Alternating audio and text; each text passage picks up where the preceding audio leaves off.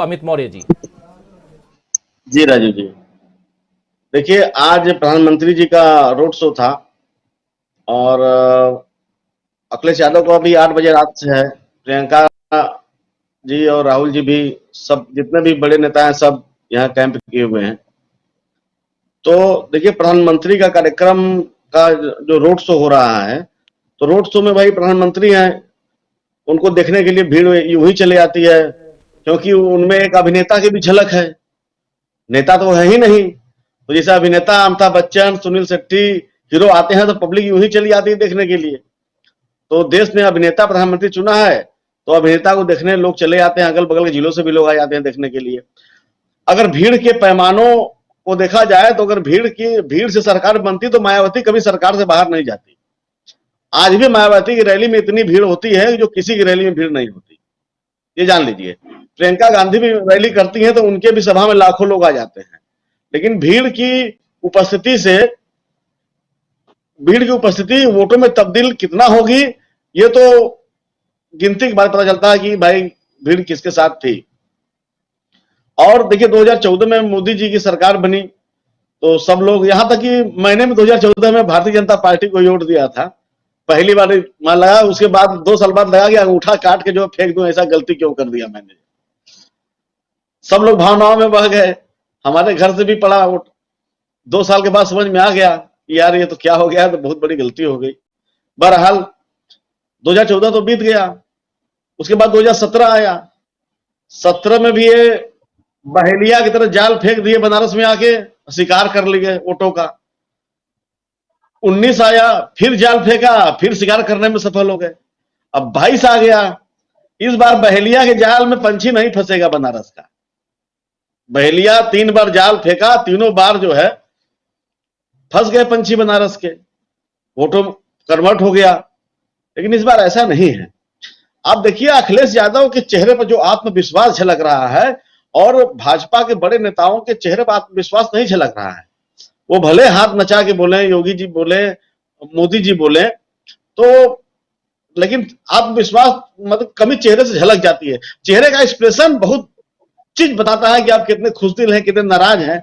तो जो चेहरे का एक्सप्रेशन है वो अखिलेश यादव के मुकाबले इन लोगों के चेहरे का ग्लो तो खत्म हो गया है, समझ लीजिए। अब आइए नमक की बात पर। तो रोटी, कपड़ा, मकान देश की जनता का मूलभूत अधिकार है।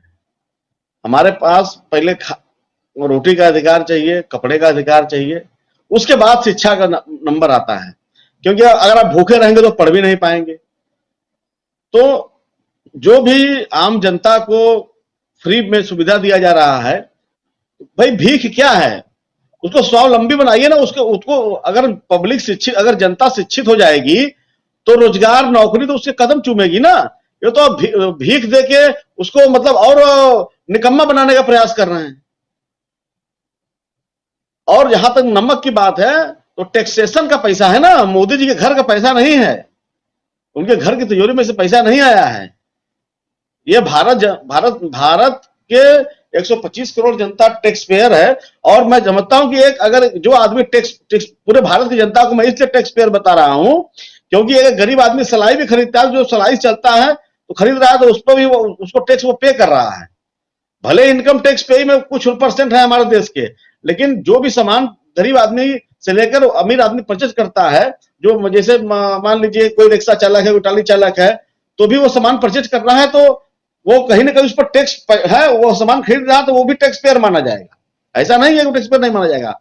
तो जनता की पैसा को, उनको कुछ सामान आप दे रहे हैं तो उसको भी कह रहे हैं कि मोदी का नमक खाया है। अरे भाई ये कहां से, ये तो समझ लीजिए कि इतनी जो घटिया शब्द है, इससे घटिया शब्द कोई हो नहीं सकता। जैसे कहते हैं ना कि पहले कहावत है कि नेकी कर दरिया में डाल, लेकिन अब क्या है, नेकी कर फेसबुक पे डाल।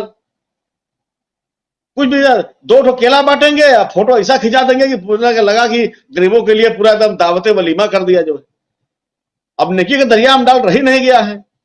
अब एक चीज और, आपका औरंगजेब वाले बात पे आ रहा हूं। तो औरंगजेब, भाई लाल कृष्ण आडवाणी के दत्तक पुत्र कौन था? नरेंद्र मोदी थे।